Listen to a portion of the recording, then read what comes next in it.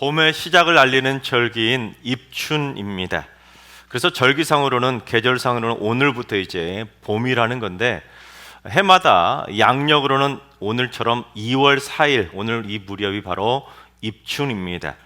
그런데 여러분 좀 이상하지 않습니까? 이번 주 토요일이 뭐죠? 정월 초하루인 설 명절입니다. 그런데 오늘은 무슨 날이라고요? 봄을 알리는 입춘이라는 거예요. 이번 주 일기예보를 찾아봤더니 이번 주 토요일 설날에 영하 10도까지 떨어진다고 합니다. 그러니까 설날은 항상 해마다 가장 한겨울이 바로 설날입니다. 그런데 이제 아직 꽃샘추위도 남았고 아직 추위를 다 가시기 전인데, 아직 한겨울의 한복판인데 봄을 알리는 입춘이 겨울의 한복판에 있는 정월 초하루보다, 명절보다, 설 명절보다 더 앞에 찾아오게 된 것입니다. 즉 그러니까 봄이라는 것은 겨울이 다 지나고 나서야 오는 것이 봄이 아니라 겨울의 한복판에도 봄은 이미 찾아온다는 것이죠. 여러분, 이게 무슨 말이겠습니까? 아직까지 비록 길고 긴 겨울의 한복판에 있지만 이제 곧 얼어붙었던 겨울이 끝날 거니까 일찌감치 따뜻한 봄날을 준비하라는 것입니다. 마찬가지입니다. 우리 인생의 겨울이 아무리 길고 길어도 우리 인생에도 인생의 봄날은 어김없이 찾아오게 되는 것입니다. 심지어 겨울의 한복판에 있다 할지라도 인생의 따뜻한 봄날은 어느 날 느닷없이 우리에게 찾아오게 되는 것입니다. 혹시 여러분 중에도 인생의 길고 긴 겨울의 한복판에서 힘들어하고 있는 분이 계십니까? 사르래는 인생의 차디찬 겨울 한파 때문에 이 마음까지 꽁꽁 얼어붙어 있는 분이 계십니까? 풀리지 않는 생활고 때문에 잔뜩 움츠러들어서 하루하루 고통스럽게 그처럼 힘겹게 지내고 있는 분이 계십니까? 그렇다면 여러분의 인생에도 이제 곧, 아니 벌써, 아니 이미 여러분의 인생에도 따뜻한 봄날이 찾아온 줄로 믿으시기 바랍니다.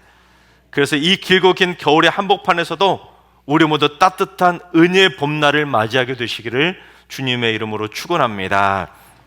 오늘 말씀은 이 재물에 대한 염려 때문에 그처럼 차디찬 인생의 겨울을 괴롭게 지내고 있던 사람들에게 따뜻한 입춘의 봄날이 찾아왔음을, 이미 왔음을 소개해주고 있는 예수님의 재물에 대한 교훈입니다. 즉 하나님의 자녀들이 재물에 대해서, 돈에 대해서 어떠한 마음을 가지고 살아가야 될지를 우리에게 가르쳐 주신 재물에 대한 교훈입니다. 자, 그렇다면 그게 무엇인지, 첫째, 썩어 없어지고 빼앗겨버릴 이 땅의 재물에 눈이 멀게 되면 염려와 괴로움 때문에 어두운 인생을 살게 되는 것입니다. 본문 19절을 봉독해 보겠습니다. 너희를 위하여 보물을 땅에 쌓아두지 말라. 거기는 좀과 동록이 해하며 도둑이 구멍을 뚫고 도둑질하느니라.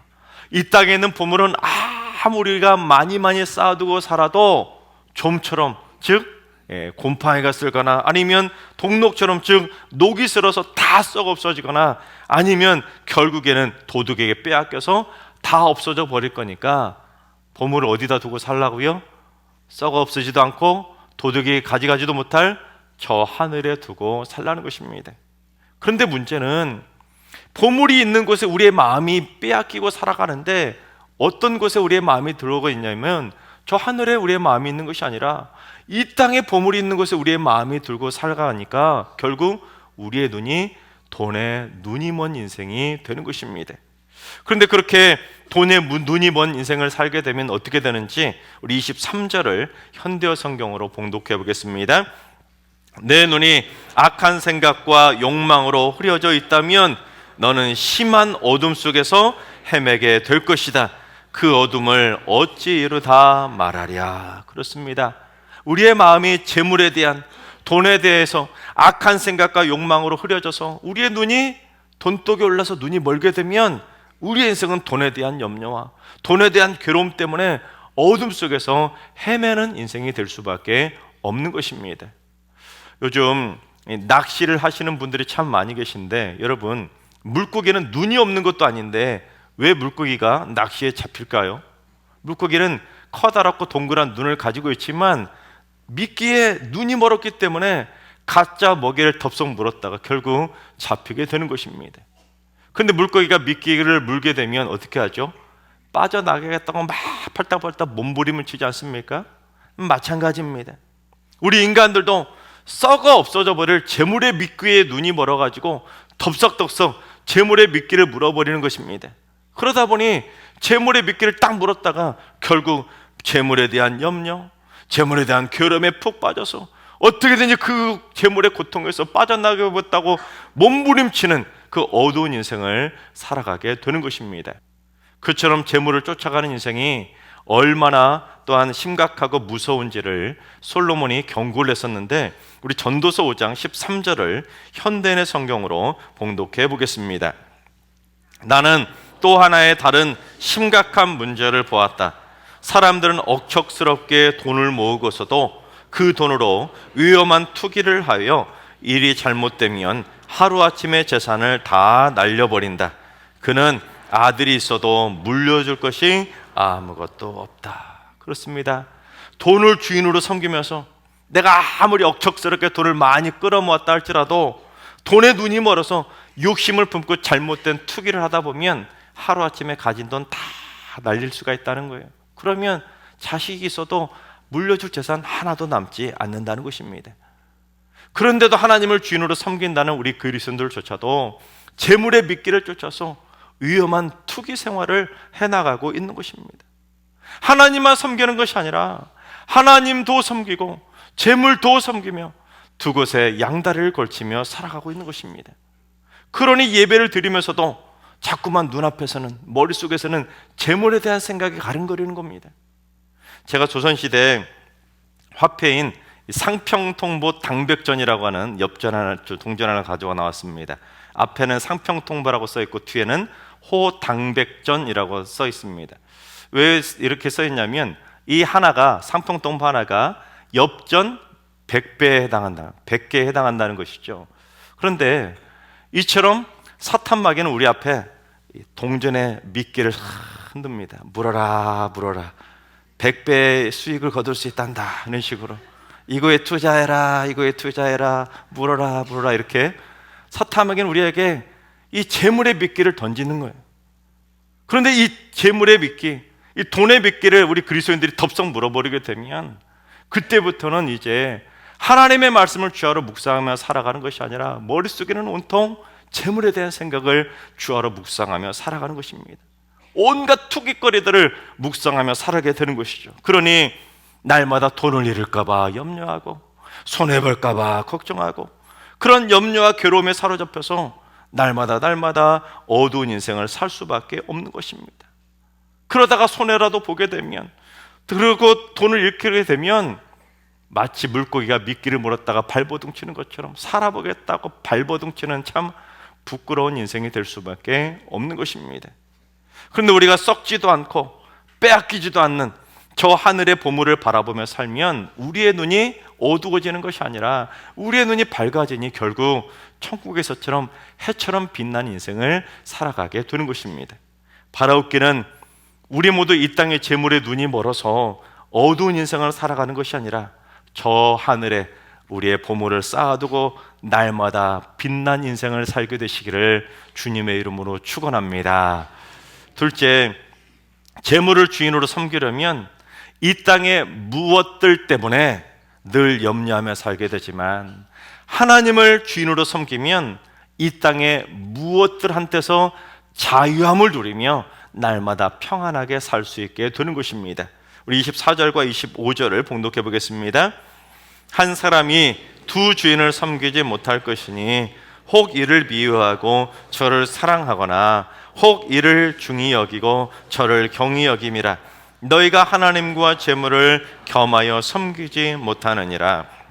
그러므로 내가 너에게 이르노니 목숨을 위하여 무엇을 먹을까, 무엇을 마실까, 몸을 위하여 무엇을 입을까 염려하지 말라. 목숨이 음식보다 중하지 아니하며 몸이 의복보다 중하지 아니하냐.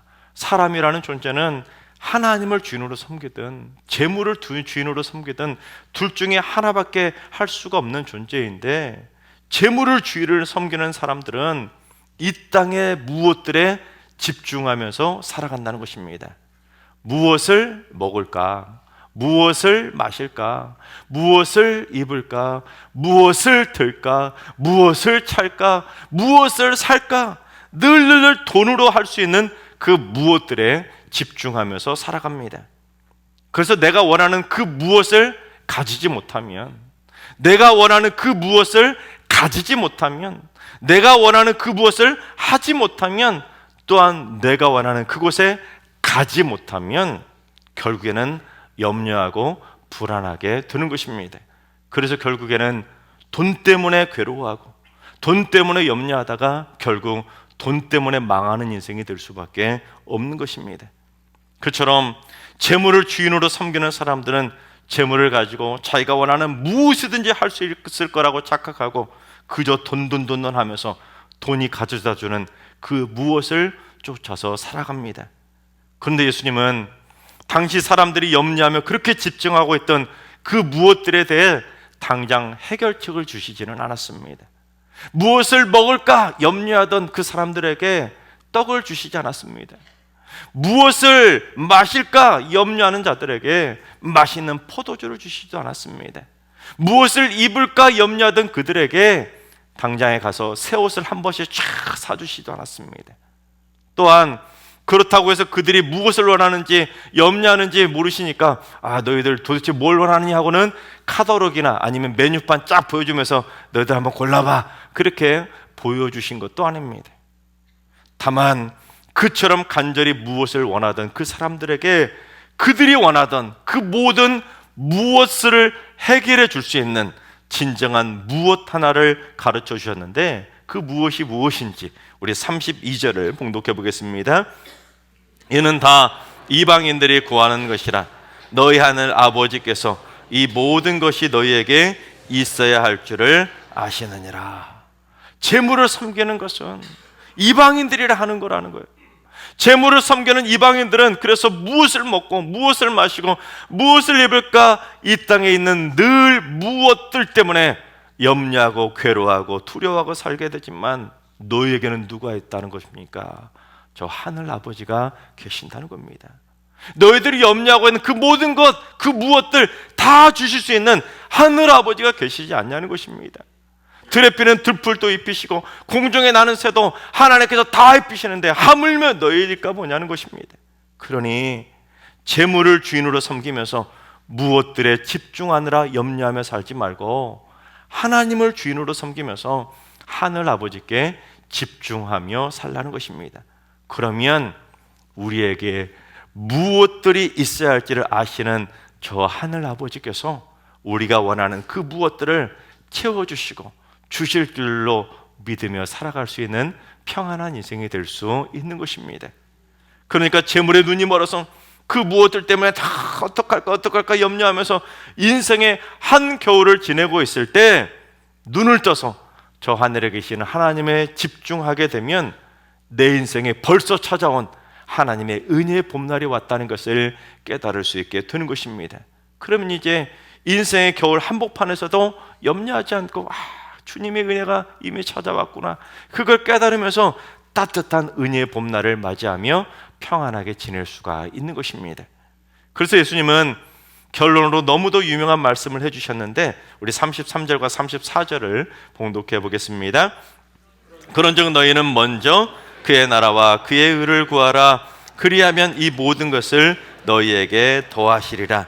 그러므로 내일 일을 위하여 염려하지 말라. 내일 일은 내일이 염려할 것이요 한날의 괴로움은 그날로 족하니라. 너희들은 자꾸 재물의 노예가 되어서 너희들이 원하는 그 무엇들을 먼저 구하면서 살고 있는데 얘들아 그게 아니라 먼저 하나님을 한번 구해봐. 먼저 하나님이 원하시는 것들을 구해봐. 그러면 너희들이 원하고 너희들이 그렇게 애타게 찾고 있는 그 무엇들 하나님이 다 하시니까 다 주실 거야. 그걸 말씀해 주신 것입니다. 그러므로 재물 때문에 그러므로 돈 때문에 내일 일을 염려하지 말라는 것입니다. 내일 일은 내일이 염려하도록 그냥 내일 염려거리로 던져버리고 하루 종일 했던 한날의 괴로움을 다음 날까지도 끌고 가지 말라는 것입니다. 만약 오늘 돈 때문에 염려했던 것이 있었다면 힘들게 내일도 또다시 돈 때문에 염려하고 걱정하지 말라는 것입니다. 그런데 저는 이 34절 말씀이 제가 얼마나 큰 위로가 되었는지 모릅니다. 목사인 저도 돈 때문에 염려할 때가 있거든요. 그런데 맨 마지막에 뭐라고 하셨냐면, 하나님께서는 우리에게 아예 한 시간도 괴로워하지 말라 이렇게 말씀하지 않았습니다. 너희들 절대로 눈곱만큼도 염려하면 안 돼, 그렇게 말씀하신 것이 아니라 한날의 괴로움은 그날로 족하니라. 이게 무슨 말입니까? 무엇에 대한 염려 때문에 우리가 하루 종일 괴로워하고 염려하고 있다는 그 우리의 연약한 마음을 주님은 아시는 거예요. 너희들 무엇을 먹을까? 무엇을 마실까? 무엇을 입을까? 너희들 그렇게 하루 종일 염려하면서 괴로워하고 있는데 내가 모를 것 같니? 내가 너희들 그렇게 염려하고 괴로워하는 마음 내가 다 알고 있단다. 그런데 이젠 더 이상 그 무엇 때문에 괴로워하지 마라 하면서 우리를 다독여 주시는 말씀이 오늘 본문의 말씀인 겁니다. 너희들 오늘 하루 충분히 괴로워했으니까 내일도 염려하며 괴로워하지 말고 내일은 좀 염려하지 말고 힘내라는 것입니다.